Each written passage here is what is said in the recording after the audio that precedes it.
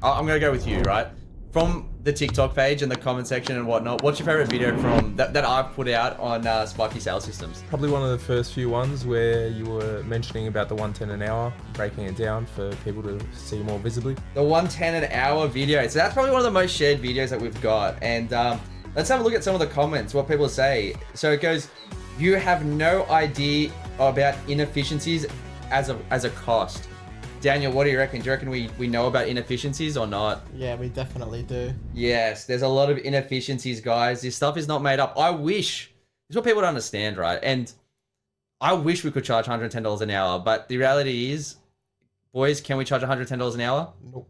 No way. We absolutely cannot. What are some other... I wish I could charge more than 100... I wish I could charge more than 110 an hour. What areas do you work in? Okay, I'm going to start off with you, Tommy. Do you reckon it depends on the area, or do you reckon you can get more than that everywhere? Nah, working here long enough, you find that you can work out west and score larger jobs than people in the higher end areas that want to pay a lot less. So no, it doesn't depend. Brilliant. Daniel, what do you reckon? Do you reckon it depends on area? No, not at all. What does it depend on? Them signing the quote. the closing of the job, Yeah. the sale. So you're saying it depends on your sales conversion. So, and I'll make a quick note on that as well. Guys listening in, it is about self-accountability. Don't blame the lead. You know this, Daniel, because if you're blaming the lead, I'm at you. Yeah. Don't blame the lead. It's the accountability on your way and your, how can I put it this? It's your version of your ability to convey value to the customer, regardless of area, regardless of anything like that, correct? Yeah. So it doesn't matter if you're out west, if you're in Darwin, Western Australia, New Zealand, US, if you're in, LA versus New York, it doesn't matter where you are. People are human, right? They need electrical work done, right? So it's up to us to convey that value. But let's get into, enough about that. Let's get into our podcast. So today we're joined with two of my, two people part of the team at Olympic, and that is Daniel and Tommy. So welcome, guys. Thank you very much. Thanks. Awesome to have you guys here. So I'll start off with Tommy. You introduce yourself, and who are you, and what is your role at Olympic? So I am one of the service technicians. You're a service technician, and what does that mean? What do you do? Do you quote jobs? Do you overlook staff? What is your job as a service technician? So predominantly, no, I don't quote any of the jobs unless really need to. As we're under the pump, and if we can't get to it, we may as well send. And we've got a system for that as well. So we'll send Tommy out there, and we've got a way of Tommy converting as well, even though his sole position is not in the sales field. But and Daniel, what's your role in the company? Sales technician. Sales tech slash service. Sales slash service. So what does that mean? So my main goal is to go out, quote, and when the job's over, and then Tommy will come in behind me, install. However, whenever we are busy or whatnot, I will go and help out on those jobs too. Of course, as we're a team, right? We're a team, so it's not you're completely 100% quoting, or Tommy's 100% on the field on the tools. We're a team, so as a team, we might need people to be on the field and help with that, because lately you've had a killer few weeks as well. So we've been doing a lot of installs, right? And we'll be going through that, like the 16 grand sort of jobs, 20 grand jobs. And I'm talking mum and dad customers. I'm not talking, working in construction, right? So we'll be definitely touching on those higher ticket sort of jobs, which get done in 1 day, 2 days, 3 days. And all the construction guys right now are like, oh my God, how can you do 16 grand in a couple of days? But it is possible, right?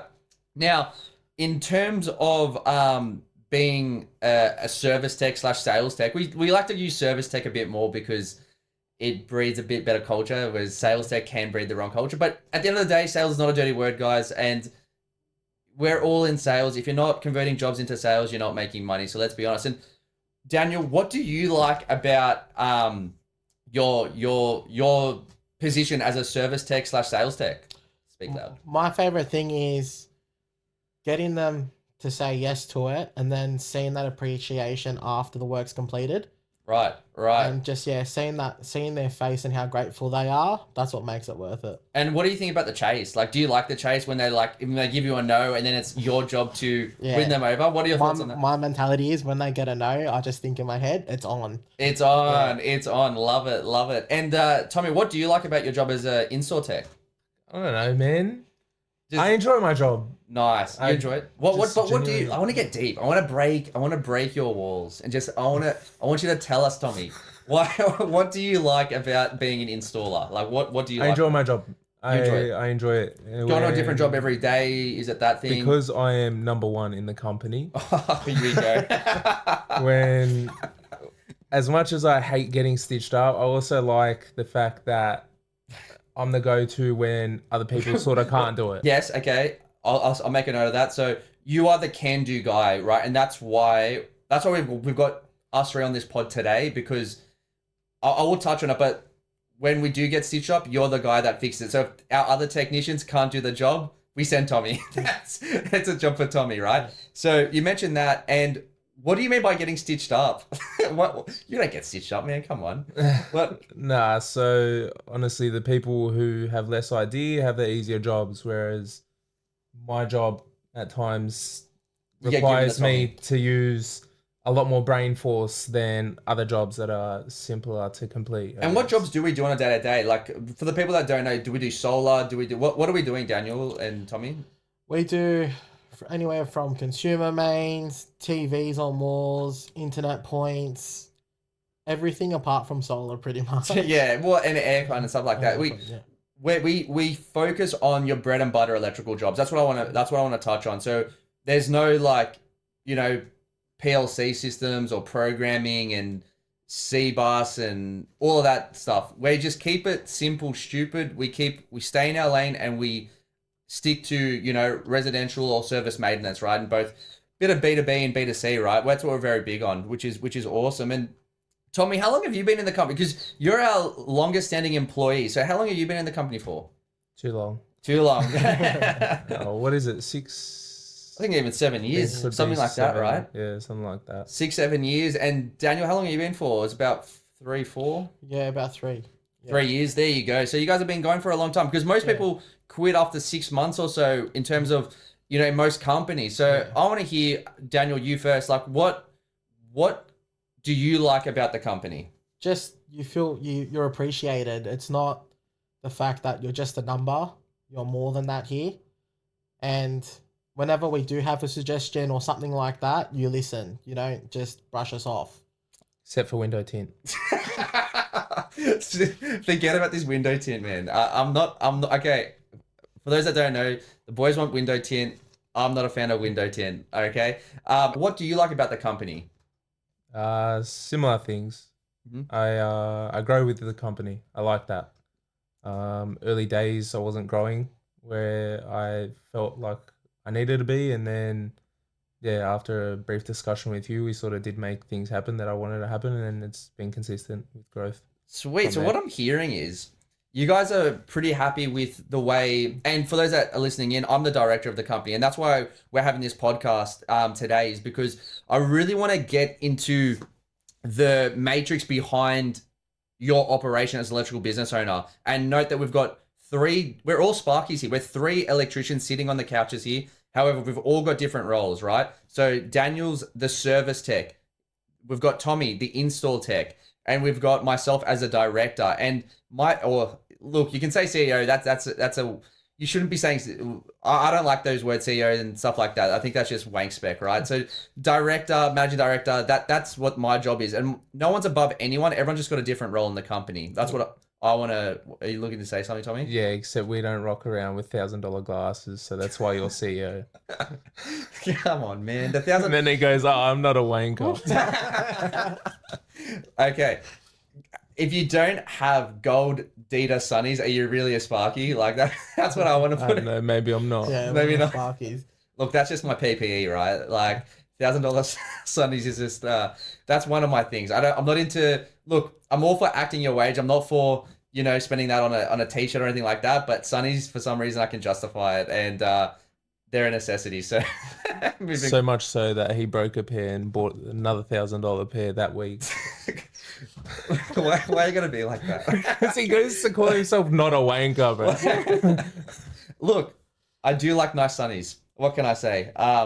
Yeah, I'm like Data. You should plug me. You should sponsor me so I can have an endless supply of Data sunnies. But yeah, look, my role in the company isn't to be so much. And again, as Daniel said at the start of the pod, you know, he's a service tech, so his job ideally is to quote and sell the job. But that doesn't mean he's doing that every day. That means he might have to be on the field. I'm the director, so my job is actually to listen to my staff and lead the vision of the company and the growth of the company. So that's what I need to do on the day-to-day. Look at the numbers, look at the KPIs. Are the guys hitting their, numbers? Are the phones ringing? Is the marketing on point? Are the installs getting done? Are we staying efficient? So that's my job as director. But as always, if I need to be on the field, help out the boys. I think Tommy's giving me a look now. I am there. Like, okay, this year, how many times have I been on site? Maybe 3-4 times. I don't know. I know of once. You know of once, and we're at almost the end of the year. No, you have been on the field a few times. Well, yeah, but to collect money or to help the boys.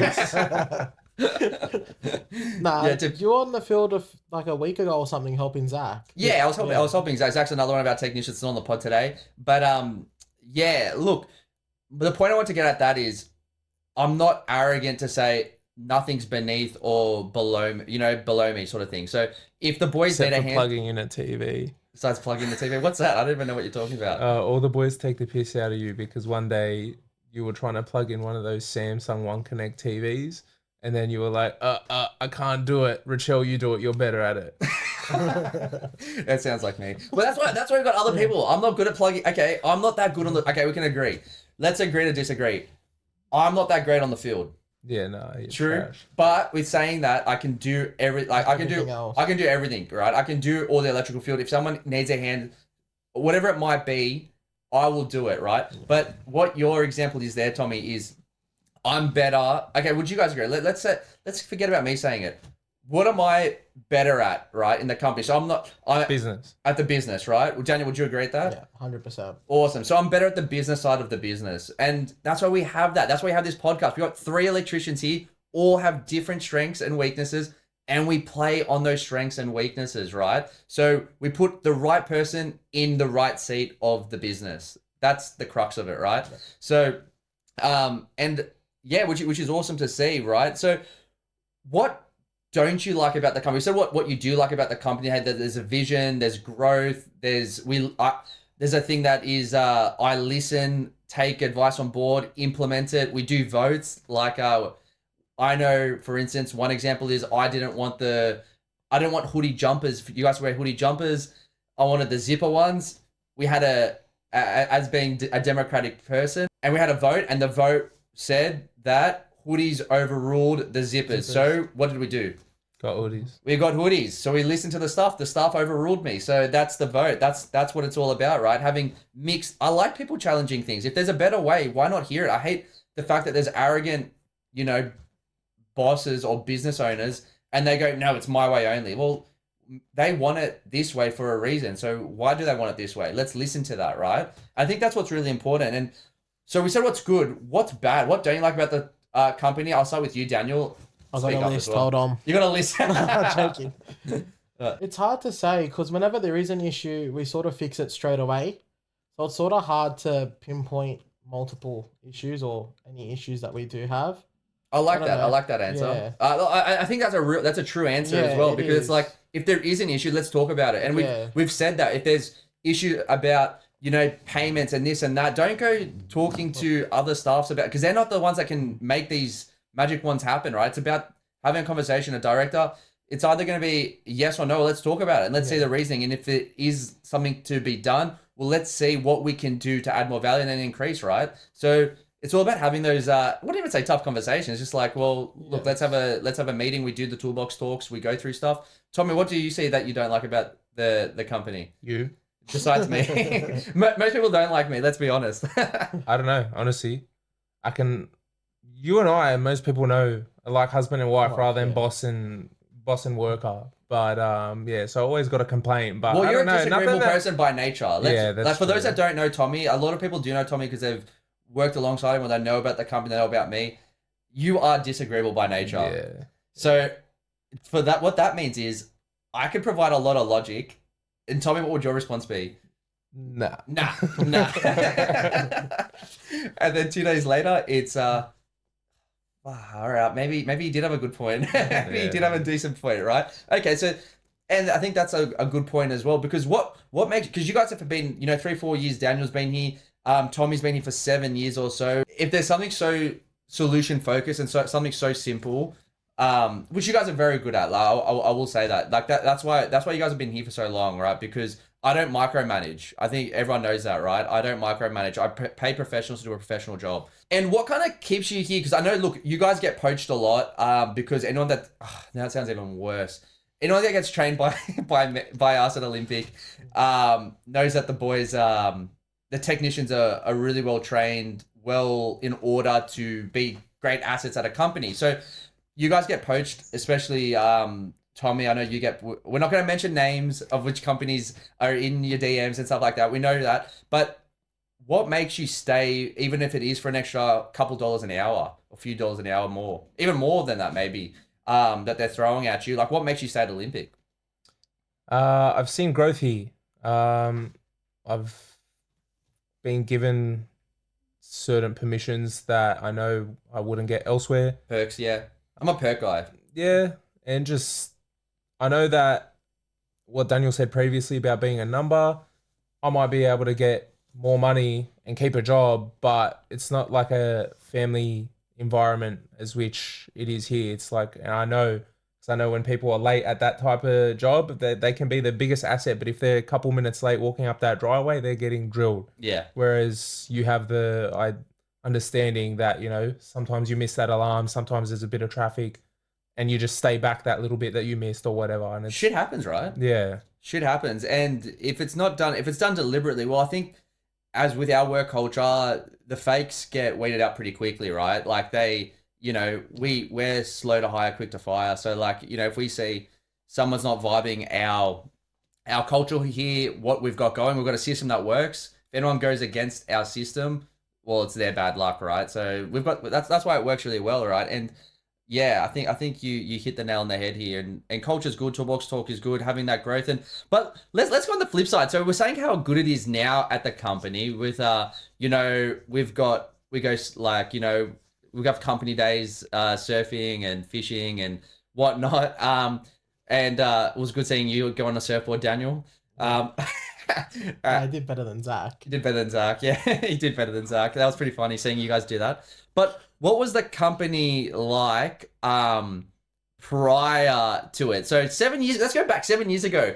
What worked? So we do a lot of, okay, so for those that don't know, Olympic does 80 to 90% B2C, meaning we have, we're a same day service. We have mum and dad customers coming on every day. We have capacity control. And then 10 to 20% of our revenue comes from our account customers, our B2B. So our strata, real estate, body corporates, hospitality venues, things of that nature. Now, does that mean your business, if you're listening to it, has to be in that ratio? Absolutely not.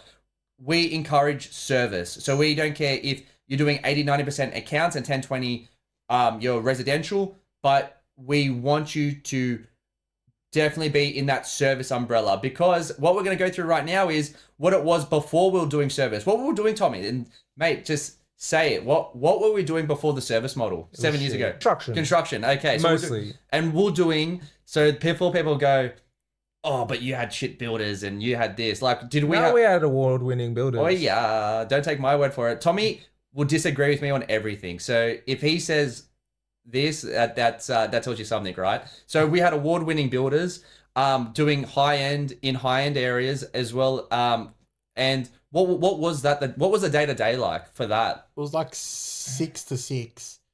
No joke. Or 7 Not to even 7 that, but even if you would do a regular day, you're still getting variations that would never get paid. Like, I'd just watch it, like it didn't affect me financially. However, you just watch, oh, this wasn't done. Well, hang on, you didn't tell us about that. Or this wasn't in the plan, but now you want it done, stuff like that. So you're always returning to site. You spend money on fuel to go back and forth. And it's just, honestly, it was the biggest, like, rabbit race. 100%. So there was no progress when we were doing construction, and there was a lot of low margins, unpaid variations, a lot of headaches, a lot of the money that we were owed. And I say we, it's not me, it's not my company, it's our company, right? I'm very big on that. We're a team. I always say we, and that's why I don't like that. My company, I don't like that. I don't like that speech, right?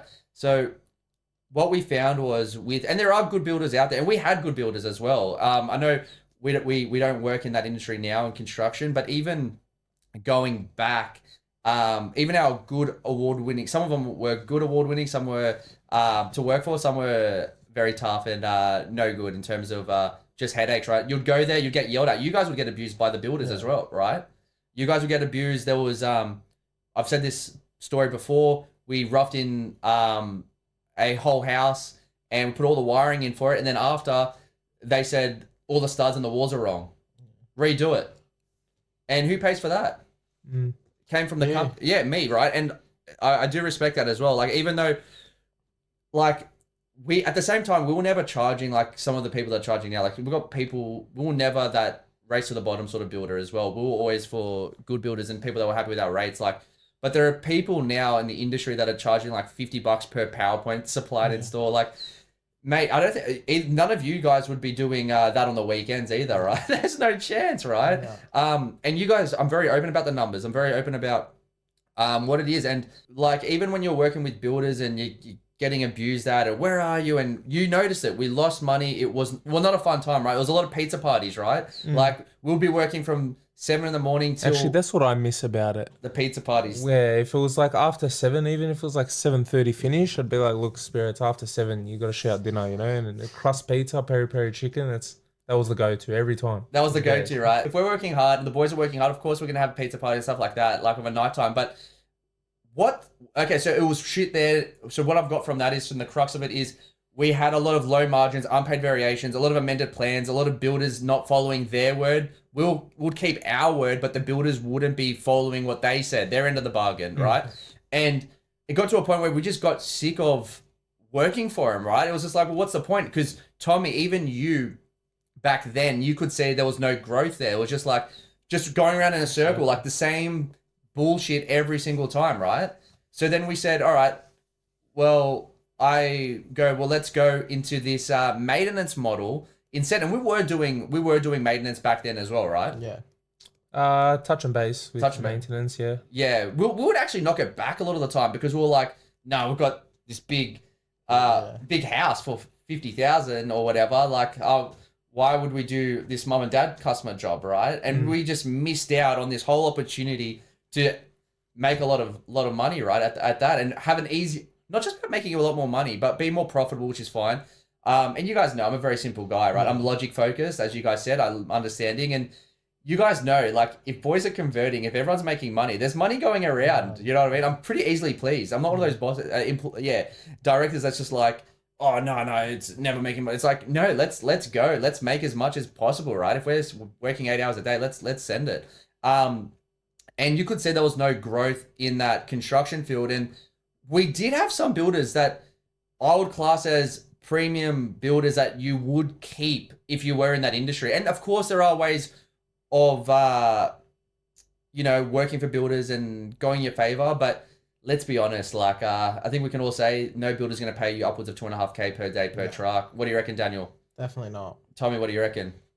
Definitely not. Now, let's touch on that. So what's work look like now? So it was a shitstorm. What was I as a boss back then, actually? 7 years ago, me as a boss, was I being stung heaps of money by builders nonstop and having all these amended plans not being provided to me, and us just doing work for free nonstop? Like, how was I a sea of a person? Like, how was I as a person, like, as a boss back then? We're actually really nice. Probably better than you are now. Now you're a wanker. I was about to say that. Now you live in Four Clues and... Oh, God, don't say that. Let's change for a second, all right? So you guys are employees that are on wages with performance incentives, right? Now, with that, you guys see the numbers in the business, right? You guys see that we do have... Actually, instead of me saying it, Daniel, what's your highest month that you've done in sales? I think it was 130K. $130,000 in a month.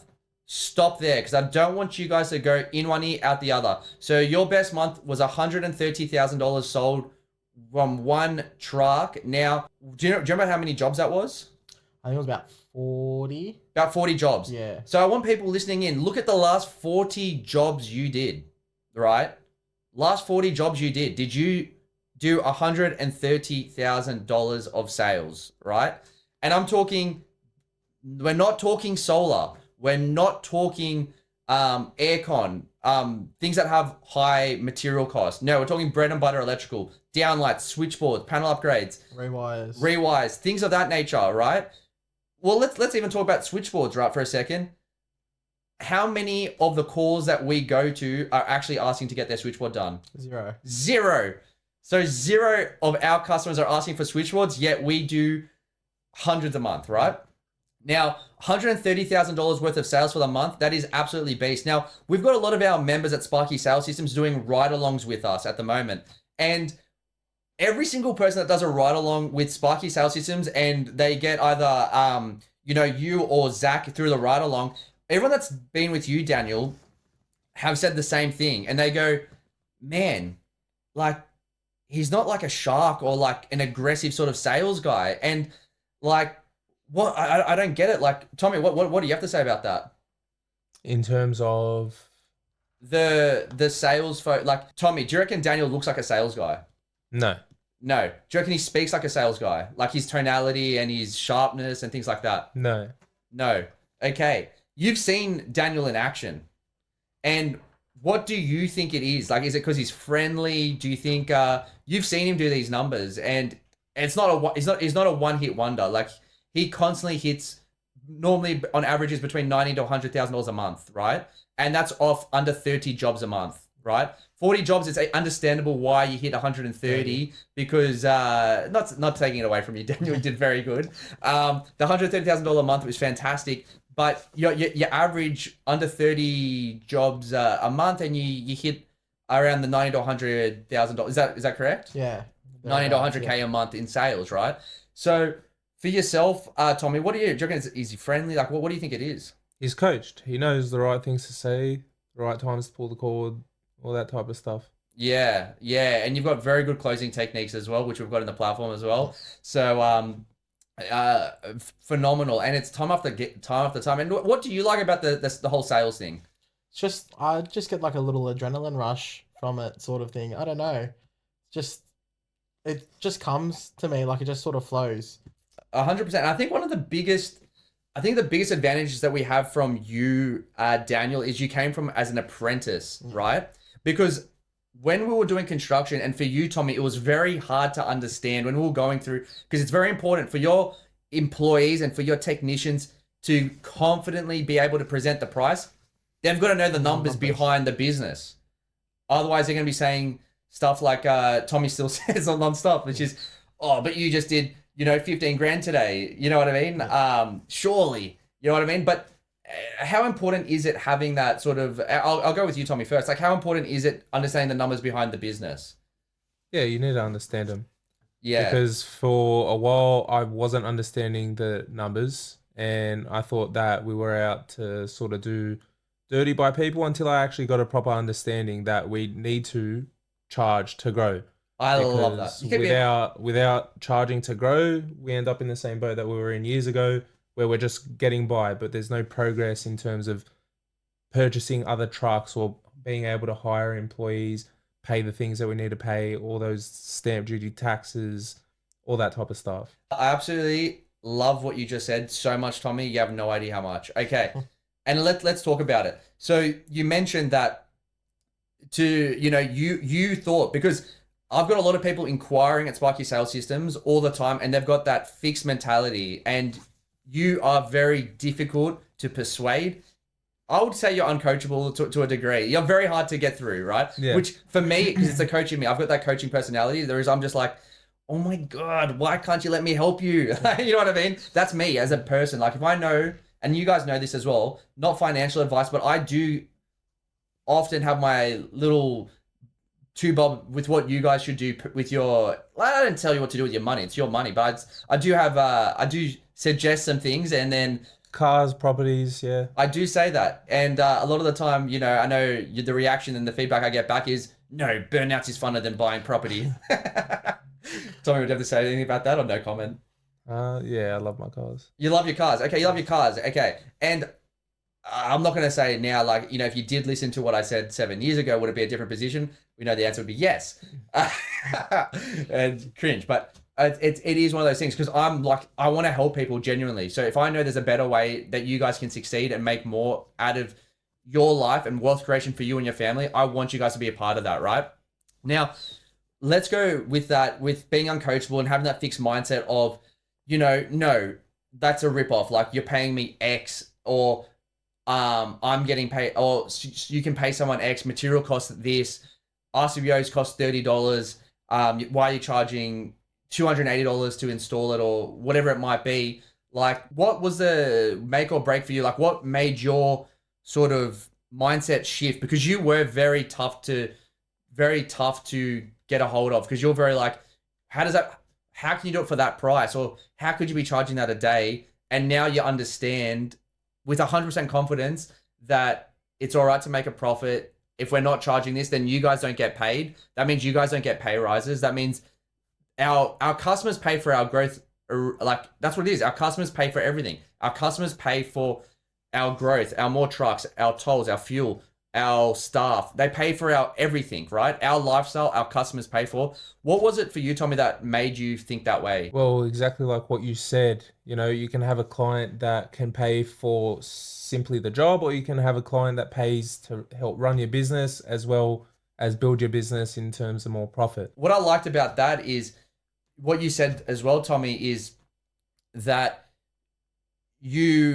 there are customers, you said it as well, not me, you said it, which is fantastic. There are customers that are cheaper and not happy to pay for your growth, and they're not happy. They're just, find me the cheapest one. But with our systems, we can find out, we know how to find the premium customers, the ones that are the tip of the iceberg, not the bottom. So you leave that for the people doing the race at the bottom at $110 an hour. You give it to those sort of guys, right? They're the ones that are getting nonstop with the headache customers. Oh, but charge less and blah, blah, blah. But we've got a way of finding premium customers, which our members also do as well, of course. And that's a big eye opener, right? There are customers. So would you agree as well, Daniel? There is a difference in the quality of customer. Yes, definitely. There is a difference, right? Yeah. And we've got ways to qualify the customer and make sure A, B, C, and D clients, something like that. Yeah, definitely. So we want to only be working with A and B style clients, right? Same with our team, our staff. We've got only want A and B players, right? Yeah. Any C or D players, they cost too much. They cost you more than they make you. So leave it. And that's what it is as well. Like I think Tommy, you say it quite openly. Like you know, the job of an employee is to make a profit for the company, right? It is, and it's comes down to logic at the end of the day. Like, true. Well, yeah, I've had a lot of people, you know, throughout the company have questioned why I speak to you the way I speak to you, and I basically rule that back to the fact that I'm not here to be your friend. I'm not here to be Daniel's friend as much as I can be friendly and stuff like that. My main priority is to make you money and have faith that you return the favor back to me. I love that. And a lot of people are going to be like, oh, I don't like that. We're all friends here. We're all culturally, that's what Tommy's not saying. But it is. The boys are investing, your staff are investing in you, right?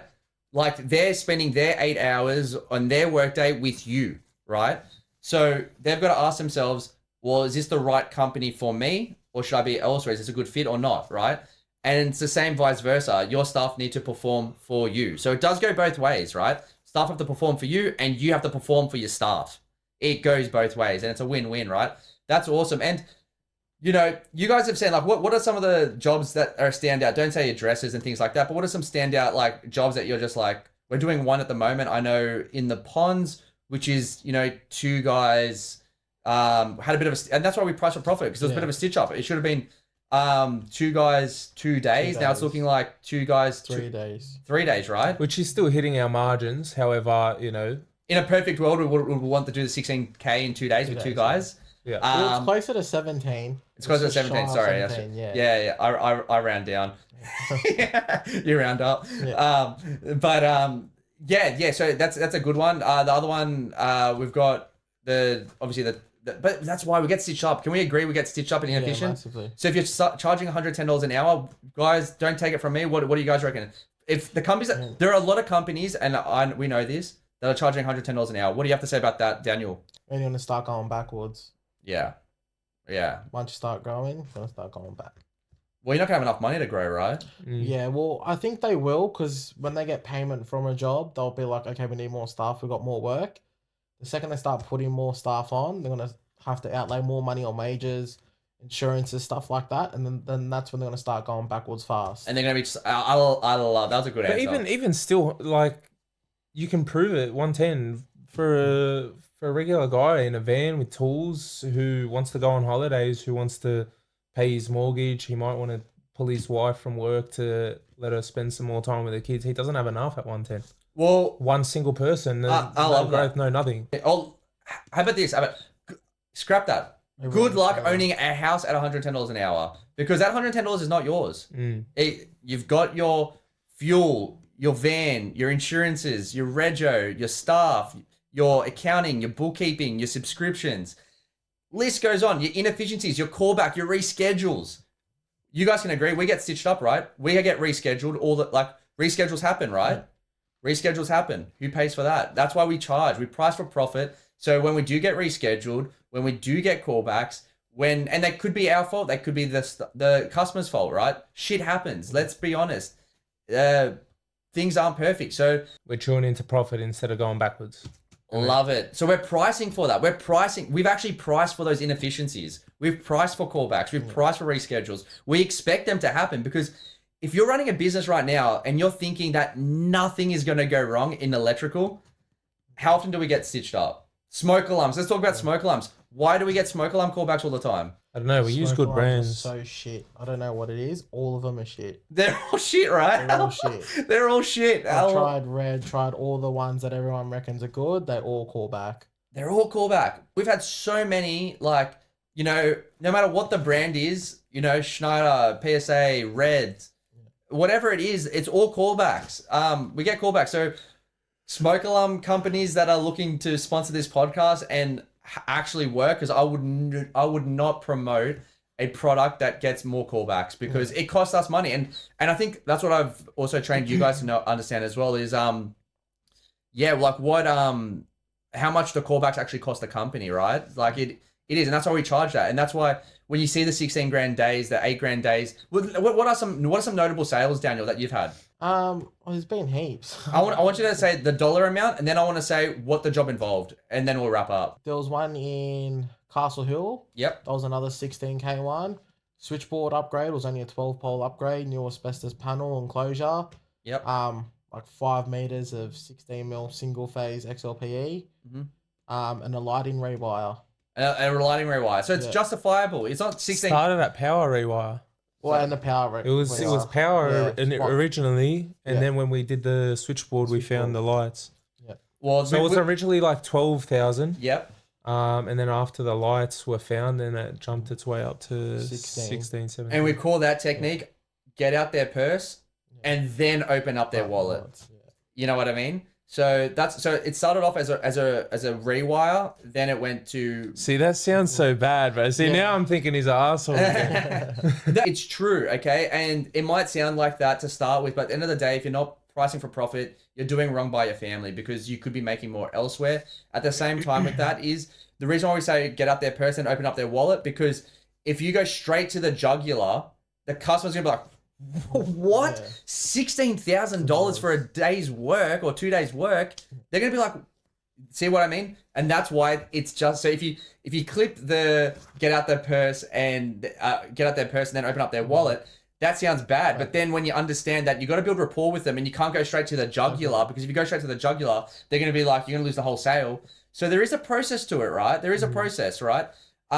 Of course, we close, $20,000 jobs as well. And these $20,000 jobs, what's our minimum target every day, Daniel? $2.5 grand per day per truck. Fantastic. Tommy, do you think that's ethical? Because a lot of people say that's unethical. You can't charge No, it. yeah, 100% it is. Okay. And the funny thing is, the people that are saying it's unethical are other Sparkies. You're laughing. Like, is that just? It makes me laugh because it's very rarely that we stop at 2.5K. Normally it's much more. Of course. Per day, That's per a minimum truck. target. Yeah. It makes no sense why Sparkies are trying to undercut the market. And if you're charging, I'll say it again, if you're charging under 110, you are actually undercutting the market. But I think, do you have any closing statements? What should Sparkies do more of, you reckon, in the industry? Sales trained. Be more on the sales. No, they need to understand their numbers. Oh, love this. Dynamic conversations. And look, I'll do a quick plug as well. That's what we do at SSS, right? We have a system that works. We go through the numbers first because you've got to understand the numbers behind the business before you can even all of Well, you. say what Daniel, and I don't mean to put you down, even though I love putting you down, is why know how to sell if you don't believe in your price? Yeah. Because I didn't believe in the price. You didn't. So how could I present it at all? But now, that's probably the one thing that's helped me ever be able to sell is knowing that it actually needs to be that price. Otherwise, there's no point doing the job. 100%. You may as well stay in bed. Yeah. With me, but when I sell, I'll close a 10 grand sale the same way I'll close a $300 sale.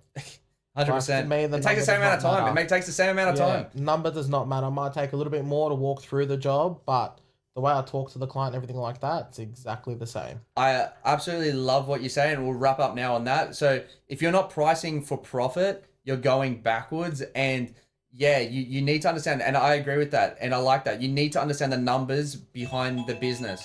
And the reason for that is there's too many Sparkies that always come on Zoom calls with me and they go, I need more leads. I need more leads. I need more leads. What do you guys reckon? Do they need more leads? No, they need to get their numbers right first. They need to get their numbers right. They need to price for profit first. Then they need to get their sales on point. Then you get more leads. As soon as you have those three on point, then you can nail it, scale it, get off the tools, rinse and repeat, go from 1 million to 2 million to 3 million and beyond, depending on what your risk threshold is. And yeah, awesome having you guys on the pod. Thanks for coming on. Thanks for having us. Thanks, man. Sweet. Now, you guys are absolute assets to Olympic. Looking forward to many great profitable years ahead. Absolutely sending it. And we're not slowing down. Let's get it. See you guys. Perfect. See ya.